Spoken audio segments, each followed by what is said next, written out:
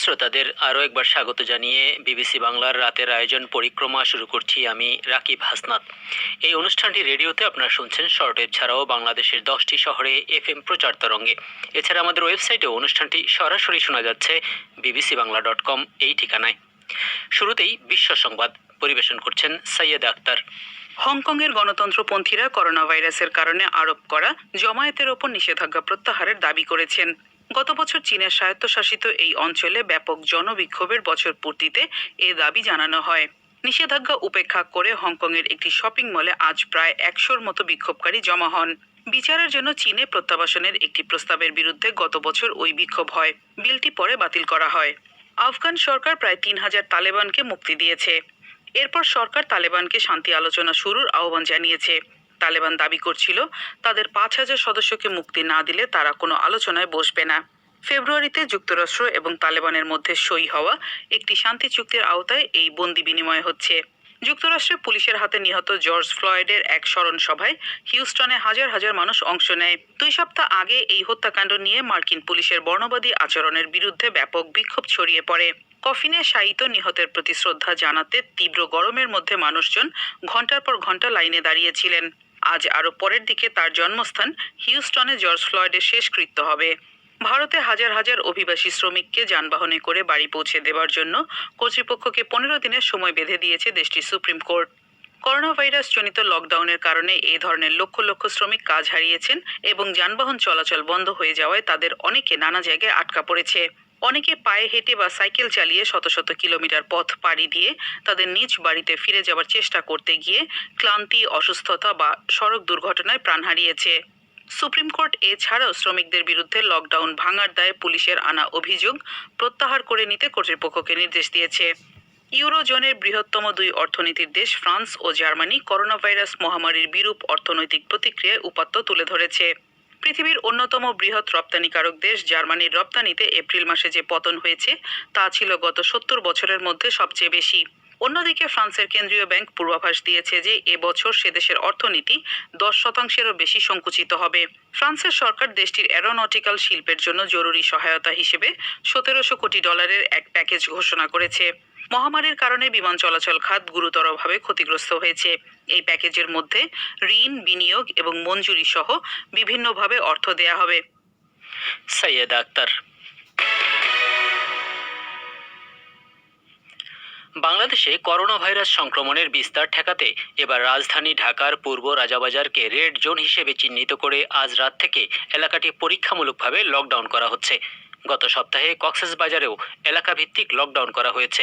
কর্মকর্তারা জানিয়েছেন জনসংখ্যা এবং সংক্রমণের হার বিবেচনা করে বাংলাদেশকে রেড, ইয়েলো এবং গ্রিন জোনে ভাগ করার পরিকল্পনায় প্রধানমন্ত্রীর সম্মতির পর তা এখন চূড়ান্ত করা হচ্ছে। তবে বিশেষজ্ঞ অনেকে বলছেন 66 দিনের সাধারণ ছুটির টার্গেট ব্যর্থ হওয়ার পর এখন এলাকাভিত্তিক লকডাউন কতটা ফল দেবে তা নিয়ে তাদের সন্দেহ তৈরি হয়েছে। ঢাকা থেকে কাদির কল্লোল। এলাকাভিত্তিক লকডাউন করার সরকারের নতুন পরিকল্পনায় ঢাকায় প্রথম যে এলাকাকে রেড জোন হিসেবে চিহ্নিত করা হয়েছে সেই পূর্ব রাজাবাজার এলাকার বাসিন্দাদের অনেকের মাঝেই এই ব্যবস্থা সম্পর্কে বিভ্রান্তি ছিল।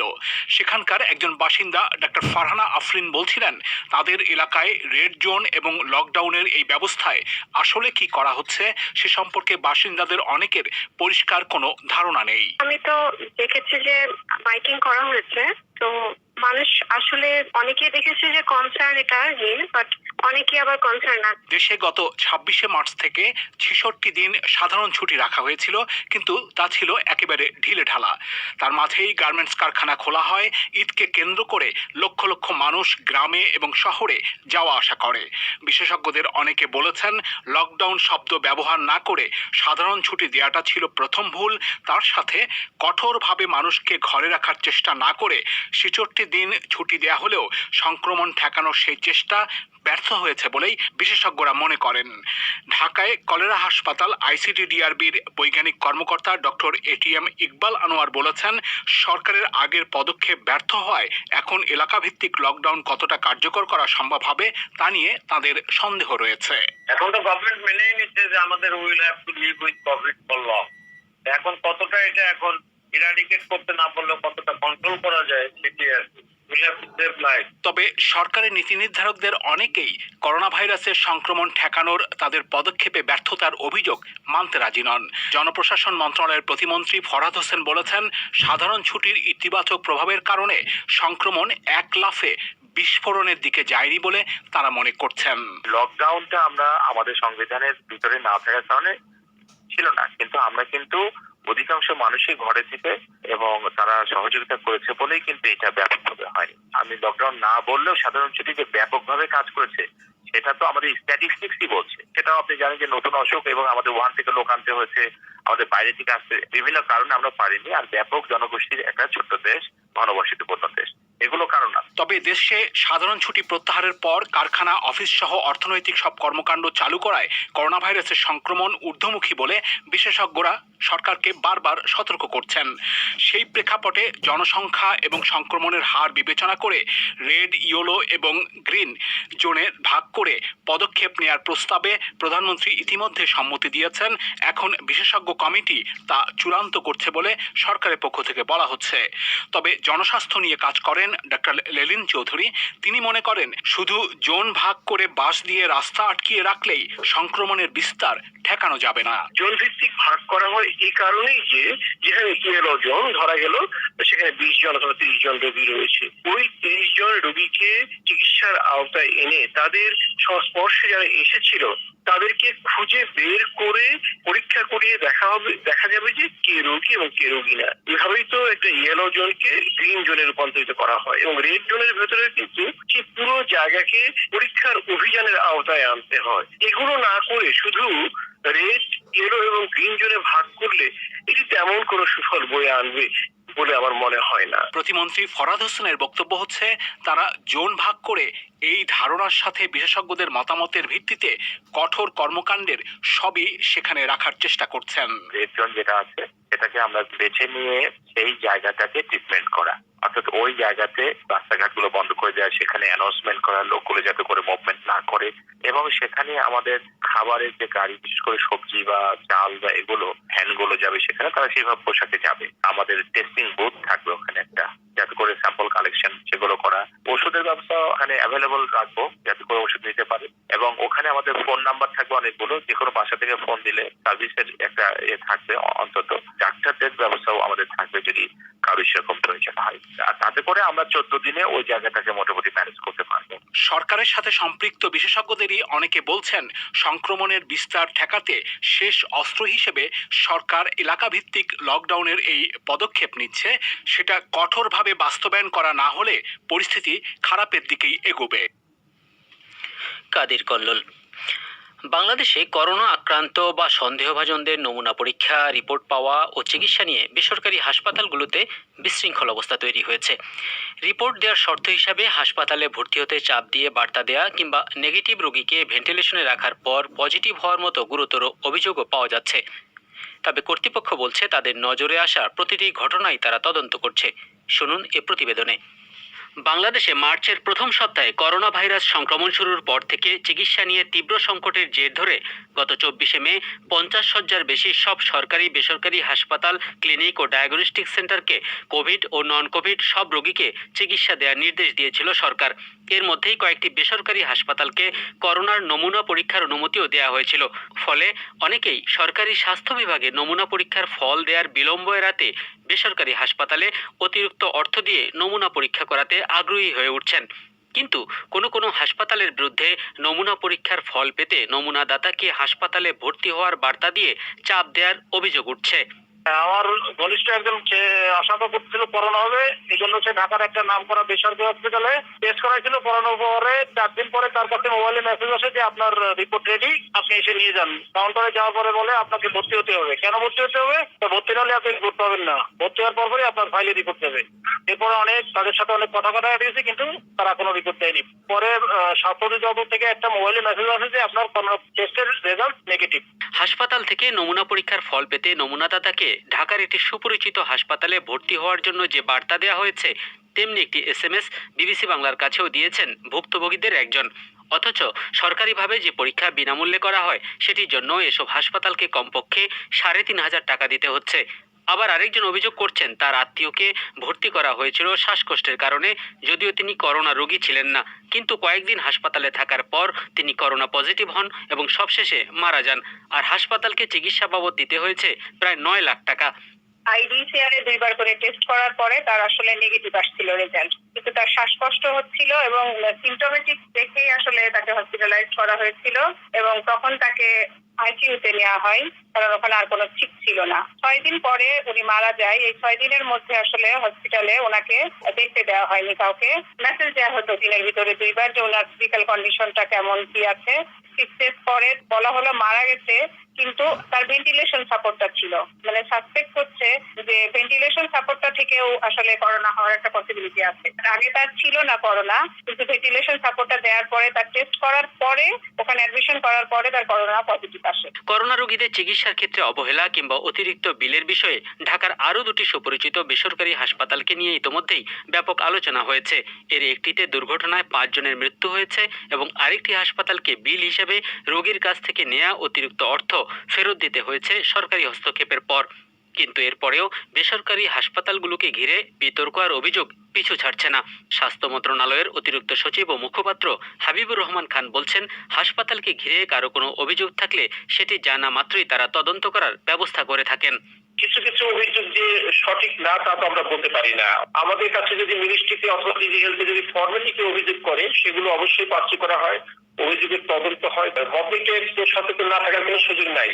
মিনিস্ট্রি যেমন আছে, ডিজি হেলথের আছে, আমাদের সংশ্লিষ্ট যে ডাইরেক্টর হসপিটাল আছে তাদের আছে, অনেকেই কিন্তু এগুলো ফলো আপ করে। তারপরে সরকারি অন্যান্য এজেন্সিগুলো কিন্তু এগুলো ফলো আপ করে। কিন্তু সেরকম কোনো অপশন আপনারা ওপেন করেছেন কিনা মানুষের জন্য, যে কোথাও সে সহজে যাতে অভিযোগগুলো করতে পারে, আপনারা যাতে সহজে সেগুলো ডিল করতে পারেন? একটা হলো মিনিস্ট্রির মধ্যে অভিযোগ বাক্স আছে, গণশুনানির সিস্টেম আছে। আরেকটা হলো আমাদের কন্ট্রোল রুম আছে, কন্ট্রোল রুমে কেউ অভিযোগ দিতে পারে। অনেকগুলো হটলাইন আছে, হটলাইনে অভিযোগ দিতে পারে। অনেক সময় এমনও হয় যে সংবাদপত্র নিউজ দেখে সো মতেও কিন্তু সরকার ব্যবস্থা নিতে পারে। কিন্তু কর্তৃপক্ষ যাই বলুন, একদিকে হাসপাতালগুলোকে কোভিড ও নন কোভিড সব রোগীদের চিকিৎসা দেওয়ার যে নির্দেশ সরকার দিয়েছিল সেটি মানতেই সব বেসরকারি হাসপাতালগুলোকে বাধ্য করাতে পারেনি কর্তৃপক্ষ। অন্যদিকে যেসব হাসপাতাল নমুনা পরীক্ষা বা চিকিৎসা শুরু করেছে সেসব হাসপাতালের কয়েকটির বিরুদ্ধে চিকিৎসা ব্যয় প্রায় দ্বিগুণ করার অভিযোগের পাশাপাশি নানা অজুহাত দেখিয়ে অতিরিক্ত অর্থ আদায়ের অভিযোগও আসছে। এবারে ভিন্ন প্রসঙ্গ। মালয়েশিয়ার কর্তৃপক্ষ তার উপকূলের কাছ থেকে প্রায় 270 জন রোহিঙ্গা শরণার্থীকে আটক করেছে। বাংলাদেশ থেকে আসা ওই শরণার্থীরা গত প্রায় 2 মাস ধরে একটি ট্রলারে সাগরে ভেসে বেড়াচ্ছিলেন। কিন্তু ওই ট্রলারের আরও 200 জন যাত্রীর ভাগ্যে কী ঘটেছে সে সম্পর্কে এখনই কোনো পরিষ্কার ছবি পাওয়া যাচ্ছে না। বিবিসি সংবাদদাতা জনাথন হেডের প্রতিবেদন পরিবেশন করছেন আফরোজা নীলা। রোহিঙ্গা শরণার্থীতে পরিপূর্ণ ছোট ওই ট্রলারের যাত্রীদের 2 মাস দীর্ঘ অগ্নি পরীক্ষা শেষ হয় যখন মালয়েশিয়ার উপকূল রক্ষীদের একটি জাহাজ তাদের আটক করে। কোস্ট গার্ডদের আসতে দেখে কয়েক ডজন রোহিঙ্গা সাগরে ঝাঁপিয়ে পড়েন এবং সাঁতরে উপকূলের দিকে যাওয়ার চেষ্টা করেন। কিন্তু মালয়েশিয়ার কোস্ট গার্ড তাদের এবং যাত্রীদের সবাইকে আটক করে ট্রলারটিকে লাঙ্কাউই দ্বীপে নিয়ে যায়। ট্রলারটি নোঙর করার উদ্দেশ্যে গত কয়েক সপ্তাহ ধরে মালয়েশিয়ার উপকূলের কাছে ঘোরাফেরা করছিল। কিন্তু করোনা ভাইরাস মহামারী রোধে সে দেশে কঠোর লকডাউনের জন্য এরা সেই সুযোগ পাচ্ছিল না। এর আগে মানব পাচারকারীরা অবৈধ পথে হাজার হাজার রোহিঙ্গা শরণার্থীকে মালয়েশিয়ায় নিয়ে গেছে। মানবাধিকার কর্মীরা যারা ওই ট্রলারের সাথে মাঝে মধ্যে যোগাযোগ রাখছিলেন তারা জানাচ্ছেন, ট্রলারটি এপ্রিল মাসের শুরুর দিকে বাংলাদেশ ত্যাগ করে এবং সে সময় ট্রলারে প্রায় 500 জন যাত্রী ছিল। এদের প্রায় অর্ধেক যাত্রী মালয়েশিয়ার কর্তৃপক্ষের হাতে আটক হয়েছে। বাকিরা সম্ভবত মালয়েশিয়ার কোস্ট গার্ডের চোখকে ফাঁকি দিয়ে মালয়েশিয়ায় ঢুকতে পেরেছে। চলতি বছর রোহিঙ্গা শরণার্থীদের বহন করে অজ্ঞাত সংখ্যক ট্রলার আন্দামান সাগর পাড়ি দিয়ে মালয়েশিয়ায় ঢোকার চেষ্টা করেছে। মালয়েশীয় কর্তৃপক্ষ বলছে এই ধরনের 22টি ট্রলার তারা ফিরিয়ে দিয়েছে। বাংলাদেশে শিবিরগুলোর সঙ্গীন অবস্থা এবং মিয়ানমারে ফিরে যেতে না পারার হতাশা থেকে এসব রোহিঙ্গা শরণার্থী সম্ভবত প্রাণের ঝুঁকি মাথায় নিয়ে সাগর পাড়ি দিচ্ছেন। এবারে বিবিসি বাংলার আজকের ফেসবুক লাইভের উল্লেখযোগ্য অংশ পরিবেশন করছেন ফয়সাল তিতুমির। আজকে আমরা মূলত কথা বলতে চাই প্রথমত বাংলাদেশে আজকে যেটি আমরা জানতে পেরেছি এরই মধ্যে মৃত্যুর দিক থেকে একটা নতুন রেকর্ড হয়েছে, অর্থাৎ সর্বোচ্চ সংখ্যক একদিনে 24 ঘন্টা মারা গিয়েছে সেটা আজকেই। এরপর আমরা একটু কথা বলতে চাই আজকে যে অনুরোধ করা হয়েছে স্বাস্থ্য অধিদপ্তর থেকে অক্সিজেন বাড়িতে কিনে মজুত না করতে, সেটার সঙ্গে অনেক ঔষধও কিনতে ছুটছেন অনেকে, সেগুলোর আসলে ঝুঁকি কী সেটা নিয়েও আমরা কথা বলবো। এবং সব শেষে আমাদের আজকে এলাকা ভিত্তিক জোন করে, রেড ইয়েলো এবং গ্রিন জোন করে যেরকম লকডাউনের কথা চিন্তা করছে সরকার, সেটির আসলে সব শেষ পরিস্থিতি বা আপডেট কি, এসব নিয়ে আমাদের সঙ্গে ফেসবুক লাইভে আজকে যুক্ত হবেন। প্রথমেই রায়হান মাসুদ আসবেন এবং তারপর শাহনাজ পারভিন এবং কাদির কল্লোলও আজকে আমাদের সঙ্গে যোগ দিবেন। এবং রায়হানের কাছে একটু প্রথমেই আসলে জেনে নেব বাংলাদেশের, অর্থাৎ আজকে আমি যেটি এর মধ্যে দর্শকরা অবশ্যই সবাই জানেন যে 24 ঘন্টায় প্রায় 45 জনের মতো মৃত্যুবরণ করেছেন। কি অবস্থা আসলে বাংলাদেশে সব মিলে আজকের সংখ্যাগুলো যদি একটু আরো একবার মনে করিয়ে দেন? যেটা হচ্ছে যে বাংলাদেশে আজ শনাক্ত এবং মৃত্যু দুটি সর্বোচ্চ পরিমাণে হয়েছে, এবং যেটা দেখা গেছে বাংলাদেশের স্বাস্থ্য অধিদপ্তরের আপডেট অনুযায়ী 735 জন নতুন করে আক্রান্ত হয়েছেন, যেটা আপনি ইতোমধ্যে বলেছেন, এবং সংখ্যাটা হুট করেই 3000 ছাড়িয়ে গেছে। প্রতিদিন আমরা একটা জিনিস খেয়াল রাখি যে বেঞ্চমার্ক কিছু থাকে, 2500, 2000, 3000 যখন এক একটা ছড়াচ্ছে মানুষের মধ্যে, কিন্তু ওই অনুভবটা এবং আতঙ্কটা বেশি বাড়ছে যে নাম্বারটা বাড়ার সাথে সাথে। একই সাথে আমরা একটা তথ্য দেখেছি যে মের 26 তারিখ থেকে যেই তথ্য আইডিসিআর এবং স্বাস্থ্য অধিদপ্তরের ওয়েবসাইটে দেয়া, মে 26 তারিখের দিকে এই সংখ্যাটা 1500, 1000 এরকম একটা জায়গায় ছিল, এবং এটা বাড়তে বাড়তে এখন 3000 ছাড়িয়ে গেছে, এবং সামনে যত টেস্ট হবে তত বেশি বাড়ার আশঙ্কা আসলে এখনও রয়েছে। প্রতি 100 জন টেস্টের বিপরীতে এখন 21 জন করে রোগী শনাক্ত হচ্ছে বাংলাদেশে, এবং মৃতের সংখ্যা এখন অন্য দেশের তুলনায় তুলনামূলক কম, তবে বাংলাদেশের হিসাব অনুযায়ী কিন্তু বাড়ছে। 1.36 এখন মৃতের হার প্রতি 100 রোগী শনাক্তের বিপরীতে। এবং যদি বলা যায় যে বাংলাদেশে 2-3টি বিষয় খুব কাজ করছে, যে যেহেতু লকডাউনটা তুলে দেওয়া হয়েছে ইতোমধ্যে এবং সাধারণ ছুটিও শেষ, বাংলাদেশে যে সাধারণ ছুটির কথা বলা হচ্ছিল, এবং তারপর পর মানুষজনের যাতায়াত অনেক বেড়েছে, প্রতিদিন টেস্ট হচ্ছে, প্রতিদিন রোগী শনাক্ত হচ্ছে, কিন্তু মানুষের মধ্যে সেই আগের অনুভবটা বা সেই ইম্প্যাক্টটা আসলে দেখা যাচ্ছে না খুব বেশি। বিশ্বে যেটা গড় সেটাও 70 লাখ 72 লাখ করোনা ভাইরাস রোগী এখন পর্যন্ত শনাক্ত হয়েছেন, এবং তার মধ্যে মারা গেছেন ইতোমধ্যে 4 লাখের ওপর, আজ 4,03,000 ছাড়িয়ে গেছে। ঠিক তাই। এবং তবে এই বিষয়টি নিয়ে কিন্তু একই সঙ্গে বিতর্কও আছে, সেটি হচ্ছে করোনা ভাইরাসের সিমটম নিয়ে অনেকেই মারা যাচ্ছেন, যেগুলো আসলে হয়তোবা পরীক্ষা হচ্ছে না বলেও হয়তো সঠিক সংখ্যাটা জানা যাচ্ছে না, সেরকম একটা বিতর্ক কিন্তু আছে। ঠিক তাই, বাংলাদেশের মতো দেশেও বিতর্ক আছে, ইরানে বিতর্ক আছে, চীনে বিতর্ক আছে, ইভেন ব্রাজিলেও এখন এই নিয়ে ব্রাজিলে। এবং ব্রাজিলের একটি অদ্ভুত বিষয় হচ্ছে, ব্রাজিলে কিন্তু গত 2 দিন ধরে করোনা ভাইরাসের মৃতের যে সংখ্যা সেটা তারা অফিসিয়ালি তারা ঘোষণা করছে না, এবং তারা যেটা বলছে যে মৃতের সংখ্যা ঘোষণা করলে এক ধরনের মানুষের মধ্যে আতঙ্ক সৃষ্টি হচ্ছে। এবং জেইর বোলসোনারো, ব্রাজিলের প্রেসিডেন্ট, তিনি বারবার লকডাউনের বিপক্ষে শুরু থেকে মত দিয়েছেন। শেষ পর্যন্ত যখন লকডাউন দিতে তারা বাধ্য হয়েছে, তারপর কিন্তু ব্রাজিলে দ্রুতই শনাক্ত বেড়েছে, সংক্রমণ বেড়েছে, একই সাথে মৃত্যু বেড়েছে। ব্রাজিল এখন বিশ্বের 2য় সর্বোচ্চ ইনফেক্টেড দেশ। মানে আপনি যদি শনাক্তের কথা বিবেচনা করেন, এশিয়ার মধ্যে তো বটেই, বিশ্বের মধ্যেও বাংলাদেশ এখন আস্তে আস্তে উপরের দিকে উঠে আসছে, কিন্তু প্রতিদিন যেভাবে সংখ্যাটা বাড়ছে। আসলে এখন একটা ব্যাপার হয়েছে যে এইভাবে তুলনা করা খুব কঠিন, যেহেতু ইউরোপে একটা সময় এপিসেন্টার ছিল, সেই এপিসেন্টারটা দ্রুতই প্যান আমেরিকা, দক্ষিণ আমেরিকার দিকে, মেক্সিকোর দিকে, এবং তারপর রাশিয়ার দিকে, এরপর দক্ষিণ এশিয়ার দিকে আসছে। এবং জনসংখ্যার তুলনায়, জনসংখ্যার ঘনত্বের তুলনায় এখনও ঠিক সেই পরিমাণে হচ্ছে না যেটা যুক্তরাষ্ট্র বা ইউরোপের অন্যান্য দেশে হয়েছে। তাদের দেশে জনসংখ্যার ঘনত্বের তুলনায় বাংলাদেশ, ভারতের জনসংখ্যার ঘনত্ব অনেক বেশি, সেই তুলনায় আক্রান্তের পরিমাণ কম যদি আমি ওইভাবে ধরি।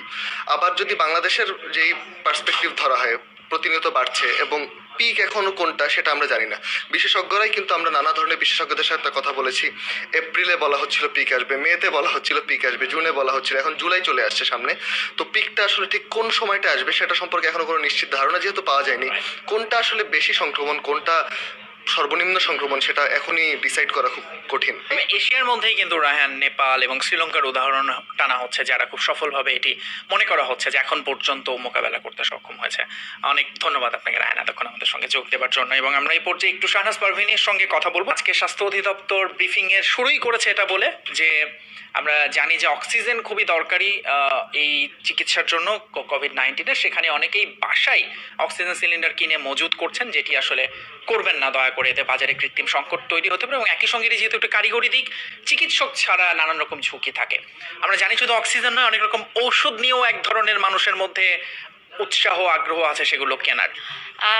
আমি প্রথমে কিছু ফার্মেসিতে কথা বলেছি, তারপরে অনেক লোকজনের সঙ্গে কথা বলেছি।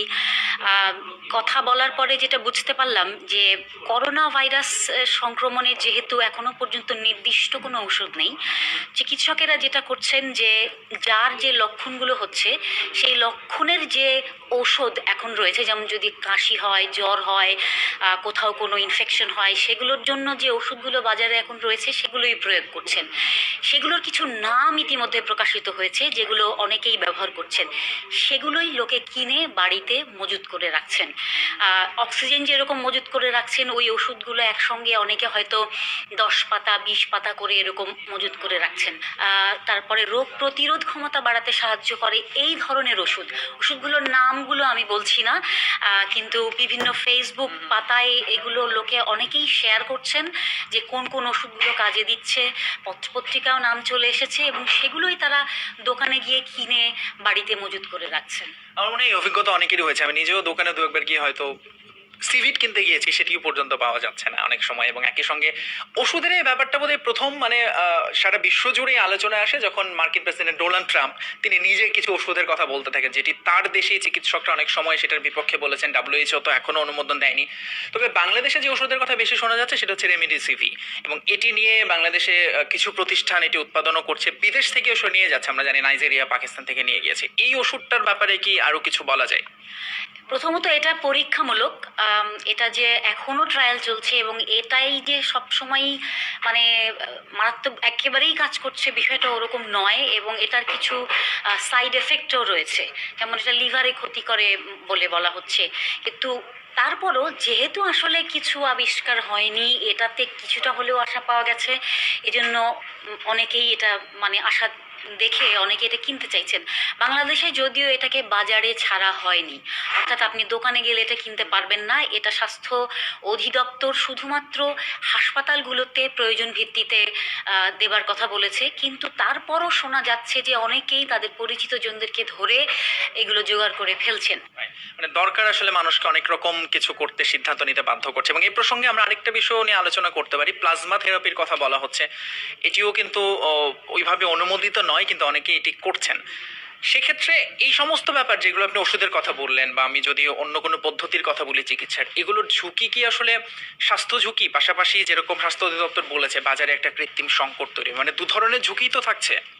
হ্যাঁ, বাজারের দাম বেড়ে গেছে অনেক ওষুধের, অনেক ওষুধ গেলে পাওয়া যাচ্ছে না। তার মধ্যে একটা ঝুঁকি হচ্ছে যে ধরুন একজন সত্যি সত্যি একটা ওষুধের তার দরকার, কিন্তু সে হয়তো গিয়ে পেল না। এখানে আমি অ্যান্টিবায়োটিকের কথা উল্লেখ করেছি। অনেকে এই ওষুধগুলো খাচ্ছেন এরকম কথা শোনা গেছে। এখন অ্যান্টিবায়োটিক যদি আপনার শরীরে প্রয়োজন না হয়, আপনার যদি একটু জ্বর কাশি বা হয়েছে দেখে আপনি ভয়তে ওইগুলো খেয়ে ফেললেন, তখন যেটা হবে যে আপনার শরীরে যে রোগ প্রতিরোধ ক্ষমতা রয়েছে, শরীরে যে ব্যাকটেরিয়াগুলো রয়েছে, ওই ব্যাকটেরিয়া আস্তে আস্তে ওই অ্যান্টিবায়োটিক প্রতিরোধী হয়ে ওঠে। তখন দেখা যাবে যে যখন আপনার সত্যি সত্যি ওটা লাগছে, অর্থাৎ ওই অ্যান্টিবায়োটিক্সটা আপনার যখন সত্যিই শরীরে প্রয়োজন, তখন হয়তো আর কাজ করবে না। এই কারণে, এবং আপনার শরীরে কোনো লক্ষণ নেই তাও আপনি সেটা খাচ্ছেন, তাহলে আপনার শরীর ওটা টক্সিক আকারে রয়ে যেতে পারে। এসব কারণে ঝুঁকি রয়েছে বলে আমাকে বলছিলেন ভাইরোলজিস্ট ডক্টর নজরুল ইসলাম। অর্থাৎ সেক্ষেত্রে ডাক্তারের পরামর্শ ছাড়া আসলে নিজে নিজে কিছু করাটা খুবই ঝুঁকিপূর্ণ। আমরা আপনার কাছে সবশেষ যে বিষয়টি জানতে চাই, করোনার চিকিৎসায় বাংলাদেশে আরেকটি আলোচিত হচ্ছে আইসিইউ। অর্থাৎ আমরা শুরু থেকে দেখেছি ভেন্টিলেটর নিয়ে অনেক কথা হয়েছে, স্বাস্থ্যমন্ত্রী এই বিষয়ে অসংখ্যবার আশ্বস্ত করেছেন। এরপর আমরা দেখেছি যে সেখানে এখনকার সংকট যেটি আইসিইউ, এবং অনেকেই পাচ্ছেন না, সেটার কারণে মারা যাচ্ছেন এরকম শুনতে পারছি। এদিকটাতে কি আসলে আসার কোনো খবর আছে? মানে এটি তো আসলে একজন রোগীর জন্য সব শেষ আশ্রয়স্থল হওয়ার কথা। অনেক কিছু বলা হচ্ছে, আপনি যেমনটা বলছিলেন, সরকার থেকে নির্দিষ্ট কিছু সংখ্যা দেওয়া হয়েছে যে সারা দেশে বিভিন্ন হাসপাতালে নতুন আইসিইউ বানানো হচ্ছে, কিন্তু আইসিইউ অত্যন্ত খরচের একটা ব্যাপার, এবং এটা চাইলেই যে হঠাৎ করে এখনই তৈরি করে ফেলা যাবে সেটা কিন্তু নয়। এবং আমরা কিন্তু এখনো শুনিও নি যে নতুন নতুন আইসিইউ চালু হয়েছে। আসার কথাই এখনো পর্যন্ত শোনা যাচ্ছে, আপনি যেমনটা বলছিলেন। অনেক ধন্যবাদ শাহনাজ পারভীন। আপনার কাছ থেকে আমরা আসলে করোনা ভাইরাসের চিকিৎসা এবং ওষুধ বিষয়ে কিছু গুরুত্বপূর্ণ তথ্য পেয়েছি। এই পর্যায়ে আমি কাদির কল্লোলকে আহ্বান জানাবো এবং তার কাছ থেকে আমরা আসলে একটু জানতে চাই যে এখন যেরকম জোন ভিত্তিক লকডাউন, যেটি আসলে আরেকটি আলোচিত বিষয়। আসলে বিষয়টা যেটা জানা গেছে যে মানে বাংলাদেশকে 3 ভাগে ভাগ করার যে কথা বলা হয়েছে, লাল, হলুদ এবং সবুজ, এটা সংক্রমণের হার এবং ওই এলাকায় জনসংখ্যার হার এটাকে বিবেচনায় নিয়ে তারা ভাগ করছেন। এই বিষয়টা, এই কনসেপ্টটা নিয়ে প্রধানমন্ত্রীর কাছে তারা প্রস্তাবগুলো নিয়ে গিয়েছিলেন। প্রধানমন্ত্রী তাতে সম্মতি দিয়েছেন। এখন বিষয়টা চূড়ান্ত করা হচ্ছে সরকারের দিক থেকে। যেটা বলা হচ্ছে যে আজকেও কিছুক্ষণ আগে কারিগরি কমিটি সরকারে যেটা রয়েছে বিশেষজ্ঞ এবং চিকিৎসকদের নিয়ে, সেই কমিটি বৈঠক করেছে এই বিষয়গুলোতে, যে রেড জোন কোন এলাকাগুলো মানে ইয়েলো জোন, গ্রিন জোন, এগুলোকে একটা তারা চূড়ান্ত করে সেই বিষয়টা আবার প্রধানমন্ত্রীর কাছে যাবে। প্রধানমন্ত্রী সেটাতে চূড়ান্ত অনুমোদন দেবেন, তারপরে সেই অনুযায়ী বাস্তবায়ন হবে। তবে পরীক্ষামূলকভাবে আজ রাত থেকেই ঢাকার একটি এলাকা, রাজধানী ঢাকার একটি এলাকা পূর্ব রাজাবাজার, সেই এলাকাকে রেড জোন হিসাবে নিয়ে সেটাকে স্থানীয় সিটি কর্পোরেশনের মাধ্যমে তাদের নিয়ন্ত্রণে এবং অন্যান্য মন্ত্রণালয়গুলোকে তার সাথে সম্পৃক্ত করে সেখানে আপনার লকডাউনে যাওয়া হচ্ছে। এটা সরকারের দিক থেকে বলা হয়েছে। বিশেষজ্ঞরা বলছেন যে এখন যে এলাকা ভিত্তিক লকডাউনে যাওয়া হচ্ছে, এটাকে তারা মনে করছেন এক ধরনের শেষ অস্ত্র হিসাবে যাওয়া প্রতিরোধের জায়গা থেকে, এবং এইটা কার্যকর করতে হলে খুবই কঠোরভাবে কার্যকর করতে হবে ওই এলাকাকে ঘিরে। তারা বলছেন যে এইটা এলাকা ভিত্তিক বা জোন ভিত্তিক যেটা করা হচ্ছে, যদি রেড জোন, যেখানে জনসংখ্যা অনেক বেশি এবং সেই অনুপাতে সংক্রমণের হার বেশি, সেটাকে যদি রেড জোন ধরা হয়, এরকম এলাকা যদি বাছাই করা হয়, যদি পূর্ব রাজাবাজারই ধরা হয়, তাহলে বলছে যে পুরো জায়গাটাকে সিলগালা করে দিতে হবে, যাতে কেউ ওখান থেকে বেরোতে না পারে, ওখানে কেউ ঢুকতে না পারে। কিন্তু যেটা করতে হবে, রোগী বাছাই করতে হবে এবং রোগীর সাথে যারা সংস্পর্শে এসেছে তাদেরকে বাছাই করে আলাদা করতে হবে। তাদেরকে কোয়ারেন্টিন হোক, সেখানে চিকিৎসার ব্যবস্থা করা হোক, যেভাবে হোক সেটা করে তারপরে তাদেরকে ওই জায়গাটা ঠেকিয়ে তারপরে সেটাকে ইয়েলো জোন থেকে গ্রিন জোন এইভাবে ধাপে ধাপে নামিয়ে আনতে হবে। ঠিক তাই। 3টা জোনে আসলে 3 রকম নিয়ম নীতির কথা বলা হয়েছে। রেড জোন মানে আপনারা জানেন যে এর মধ্যে সেটা সবচেয়ে ঝুঁকিপূর্ণ, এবং তবে 3টি জোনেই কিন্তু কিছু সাধারণ নীতিমালা 3 জায়গাতেই মানতে বলা হচ্ছে। যেমন মাস্ক ব্যবহার বা জনসমাগমের ব্যাপারে কিন্তু কিছু সাধারণ নির্দেশনা আছে 3টা জোনের জন্য। কিন্তু যেটি আমরা কাদের কল্লোলের কাছেও শুনছিলাম, যে সমস্তভাবে এটা পুরোপুরি প্রয়োগ করা কতটা সম্ভব হবে সেটি কিন্তু একটা বড় প্রশ্ন। তবে ঢাকার বাইরে যদি আমরা দেখি, কক্সবাজারে প্রথম এটি শুরু হয়েছে এবং সেখানে কিন্তু প্রশাসন ভালোভাবে এটি করতে পেরেছে বলে এখন পর্যন্ত খবর পাওয়া যাচ্ছে। কাল থেকে বান্দরবানে এবং টেকনাফে বোধহয় এরই মধ্যে এটি আছে। হ্যাঁ, কক্সবাজারে যেটা শুরু হয়েছে শুক্রবার থেকে, তারপরে টেকনাফে করা হয়েছে। যেহেতু টেকনাফ, উখিয়া ওই অঞ্চলটাতে রোহিঙ্গা শরণার্থী শিবিরগুলো রয়েছে, 34টির বেশি রোহিঙ্গা শরণার্থী শিবিরে 11 লাখের বেশি রোহিঙ্গা রয়েছে, তো সেই জায়গাতে তারা কঠোর ব্যবস্থা নিয়েছে। যেটা বলা হচ্ছে, স্থানীয় প্রশাসন যেটা বলছে বা স্থানীয় সাংবাদিকদের সাথে আমি কথা বলছিলাম, তারা যেটা বলছে যে সেখানে প্রশাসনের দিক থেকে যেরকম একটা কঠোর ব্যবস্থা নেওয়ার চেষ্টা আছে, মানুষের দিক থেকেও একটু সচেতনতা বেড়েছে, এটা তারা মনে করছে। অনেক ধন্যবাদ আপনাকে কাদের কল্লোল। তো আমরা পরবর্তীতে নিশ্চয়ই নতুন কোনো বিষয় নিয়ে আবারও হাজির হব। সে পর্যন্ত ভালো থাকবেন এবং অবশ্যই নিরাপদে থাকবেন। শুনলেন ফয়সাল তিতুমিরের পরিবেশনায় বিবিসি বাংলার আজকের ফেসবুক লাইভের উল্লেখযোগ্য একটি অংশ। অনুষ্ঠানের সময় শেষ হয়ে এসেছে। যাওয়ার আগে সংবাদ শিরোনাম আরেকবার মনে করিয়ে দিই। রোহিঙ্গাদের বহনকারী একটি নৌকা থেকে 270 জনকে আটক করেছে মালয়েশিয়া। আর করোনা ভাইরাসের সংক্রমণ ঠেকাতে আর কিছুক্ষণ পরেই লকডাউন করা হচ্ছে ঢাকার পূর্ব রাজাবাজার এলাকাটি। বিবিসি বাংলায় পরবর্তী আয়োজন প্রবাহ পরিবেশিত হবে আগামীকাল সন্ধ্যায়। তবে দেশি বিদেশি সব খবর দেখতে জানতে চোখ রাখুন আমাদের ওয়েবসাইট bbcbangla.com-এ। আজ এ পর্যন্তই। বিদায় নিচ্ছি আমি রাকিব হাসনাত। ভালো থাকুন, সুস্থ থাকুন।